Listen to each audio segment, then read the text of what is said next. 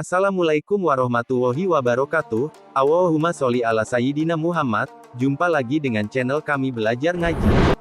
Pemerintah Arab Saudi berencana menghancurkan makam Nabi Muhammad. Pusara Rasulullah itu terletak di dalam masjid paling suci kedua setelah Masjid Al-Haram di kota Makkah. Tujuannya untuk memperluas Masjid Nabawi. Pembangunan masjid itu memang diperlukan, tapi rencana pemerintah negeri dua kota suci itu sungguh mencemaskan, sebab perluasan bakal dilakukan di sebelah barat, tempat makam Rasulullah bersama dua sahabatnya, Abu Bakar As-Siddiq dan Umar bin Khattab. Rencana ini dinilai bakal membuat banyak pihak murka dan umat Islam bakal bergejolak.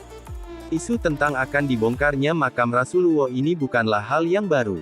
Sejak puluhan tahun silam, isu ini terus menjadi momok bagi umat Islam. Pada tahun-tahun 1924 sampai tahun 1925, Arab Saudi dipimpin oleh Ibnu Saud, Raja Najd yang beraliran Wahabi.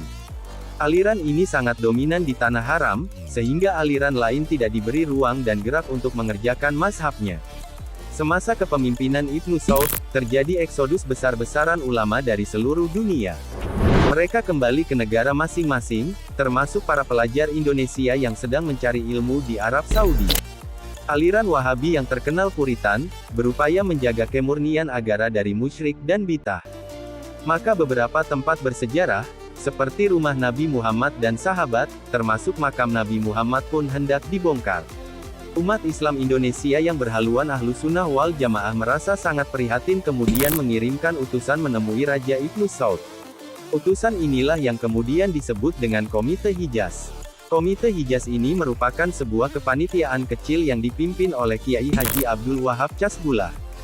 Setelah berdiri, Komite Hijaz menemui Raja Ibnu Saud di Hijaz, Saudi Arabia, untuk menyampaikan beberapa permohonan, seperti meminta Hijaz memberikan kebebasan kepada umat Islam di Arab untuk melakukan ibadah sesuai dengan mazhab yang mereka anut. Karena untuk mengirim utusan ini diperlukan adanya organisasi yang formal, maka didirikanlah Nahdlatul Ulama pada tanggal 31 Januari tahun 1926, yang secara formal mengirimkan delegasi ke Hijaz untuk menemui Raja Ibnu Saud. Adapun 5 permohonan yang disampaikan oleh Komite Hijaz, seperti ditulis di situs www.nu.or.id tersebut adalah: Pertama, memohon diberlakukan kemerdekaan bermazhab di negeri Hijaz pada salah satu dari mazhab 4, yakni Hanafi, Maliki, Syafi'i dan Hanbali. Atas dasar kemerdekaan bermazhab tersebut hendaknya dilakukan giliran antara imam-imam salat Jumat di Masjidil Haram dan hendaknya tidak dilarang pula masuknya kitab-kitab yang berdasarkan mazhab tersebut di bidang tasawuf, akidah maupun fikih ke dalam negeri Hijaz, seperti karangan Imam Ghazali, Imam Sanusi dan lain-lainnya yang sudah terkenal kebenarannya. Kedua, memohon untuk tetap diramaikan tempat-tempat bersejarah yang terkenal sebab tempat-tempat tersebut diwakafkan untuk masjid seperti tempat kelahiran Siti Fatimah dan bangunan Haizuran dan lain-lainnya berdasarkan firman Allah, hanyalah orang yang meramaikan masjid Allah orang-orang yang beriman kepada Allah, dan firman-Nya, dan siapa yang lebih aniaya daripada orang yang menghalang-halangi orang lain untuk menyebut nama Allah dalam masjidnya dan berusaha untuk merobohkannya. Ketiga, memohon agar disebarluaskan ke seluruh dunia, setiap tahun sebelum datangnya musim haji mengenai tarif ketentuan biaya yang harus diserahkan oleh jamaah haji kepada syaikh dan mutawif dari mulai Jeddah sampai pulang lagi ke Jeddah.